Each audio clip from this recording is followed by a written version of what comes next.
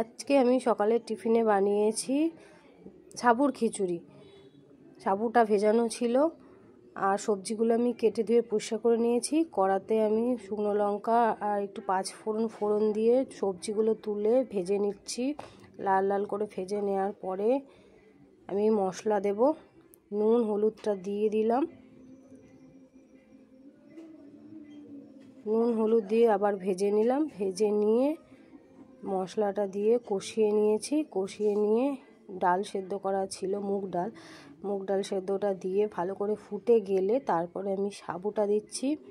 সাবুটা দিয়ে ভালো মতন নেড়ে চেড়ে যখন সাবুটা ফুটে যাবে তখন উপর থেকে একটুখানি ঘি,